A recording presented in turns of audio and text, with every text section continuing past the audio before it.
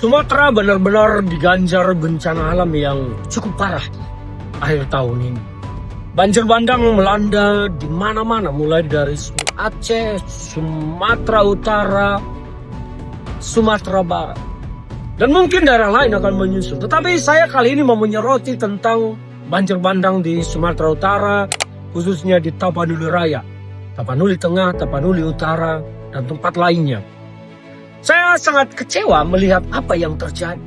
Bahwa bencana ini adalah unjuk rasa demo langsung yang dilakukan oleh alam terhadap pemerintah, baik pemerintah pusat maupun pemerintah daerah, yang membiarkan pembalakan liar terjadi di daerah pegunungan, di hutan yang mengambil kayu-kayu di sana sehingga mengakibatkan tanah menjadi rentan longsor. Dan ketika hujan deras, maka tanah tergerus dan banjir pun mengalir deras, membawa gelondongan-gelondongan kayu yang menunjukkan bahwa inilah kejahatan kalian, wahai manusia.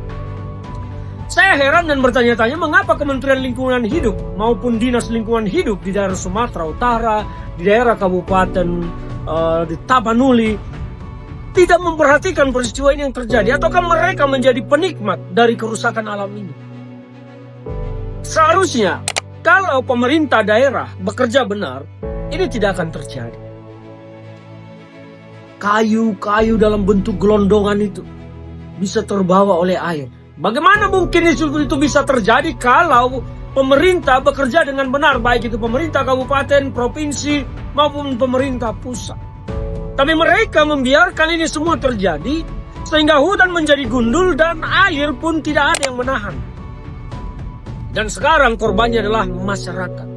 Masyarakat yang paling menderita. Mereka bukan penikmat dari kerusakan lingkungan ini, tetapi mereka menjadi korban dari perusakan lingkungan yang dilakukan oleh korporasi-korporasi yang berkolusi dengan para pejabat negara. Ini kejahatan terhadap lingkungan. Dan sayangnya Menteri Lingkungan Hidup yang dari PSI ini entah apa kerjanya. Kerusakan ini telah berkali-kali disuarakan oleh masyarakat di Toba, di Tapanuli, terkait juga dengan aktivitas korporasi di sana. Tetapi apa yang dilakukan oleh kementerian? Diam membisu. Maka ketika sekarang terjadi bencana yang cukup besar, nyawa hilang, harta hilang, apa yang akan dilakukan oleh Kementerian Lingkungan Hidup? Masih berpura-pura saja, pura-pura buta, pura-pura tuli dengan perusakan lingkungan, illegal logging, dan perusakan lingkungan di sana. Saya berharap ini akan menjadi perhatian bagi pemerintah pusat maupun pemerintah daerah untuk segera menindak tegas korporasi-korporasi yang melakukan perusakan lingkungan, menindak tegas oknum-oknum yang membabat hutan, mengambil pohonnya, menjualnya ke korporasi. Ini kejahatan. Saya turut prihatin dengan bencana yang terjadi.